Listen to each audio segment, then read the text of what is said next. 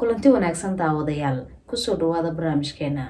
Sida title-ka aad ka soo aragteen, waxaan ka hadli doonaa saaxiibka xun iyo saaxiibka wanaagsan farqiga u dhexeeya. Intaan barnaamijka u guda gelin, waxaan ka codsanayaa inaad page-ka noo follow gareysaan, like-tana noo saartaan, muuqaalkana asxaabtiina aad la sii wadaagtaan. Mahadsanidin.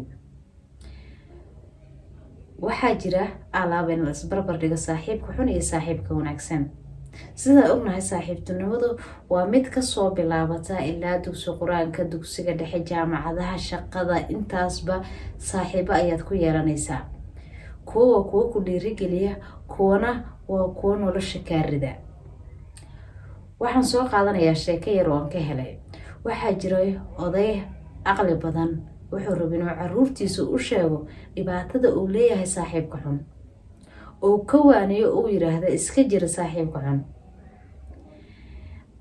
Ilmihiisii waano iyo wacdi ka bacdi wuxuu jeclaaday inuu si practical ah u tuso dhibaatada uu leeyahay saaxiibka xun iyo sida noloshooda u bedeli karo. Wuxuu u diray mid walba wuxuu yiri suuqa taga xabad camba iga soo iibi. Cambihii markay u keeneen ayuu salad ku riday, wuxuuna kula riday xabad camba ah oo xanuunsan ama bugta sidaad u taqaanid. Intaa ka bacdi wuxuu yiri meel baan dhigayaa, resultiga ka soo baxana waa isla arki doonaa.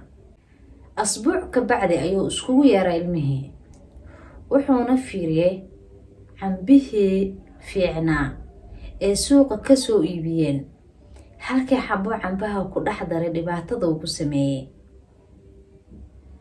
Way wada arkeen. Wuxuu ku yiri saaxiib xun haddii aad samaysato sidaan ayuu noloshaada u dhibaateynayaa, caabuq ugu beerayaa. Laakiin haddii aad samaysataan saaxiib wanaagsan oo adiga sida noloshaada uga fikiraysa si lamida tiisa uga fikiraya, doonaya inaad horumar wada samaysaan, kaas ayaa saaxiibka dhabta ah oo nolosha aad ku wada midoobi kartaan oo nolosha saaxiibo ku yeelan kartaan. Waxaa jira saaxiibo aad iskugu dhow haddana dagaala. Saaxiibku mar waa sid ku yaal, marna waa sababta fanaan ayay heestiisa ahayd. Qolyaha saaxiibada wanaagsan leh noloshooda ayaad ka dareemi kartaa siday u qurux badan yihiin, siday u soo dhiirigelinayaan. Laakiin kuwa aan haysan saaxiib wanaagsan waa kuwa mar walba isticmaala maandooriyaha, waa kuwa mar walba iskuulka ka dhaca, waa kuwa mar walba jaamacadda ka dhaca. Noloshaada u door saaxiib wanaagsan. Waa mahadsantihiin saaxiibayaal. Inta ayaan kusoo gabagabeynayaa barnaamijka. Nabadgelyo.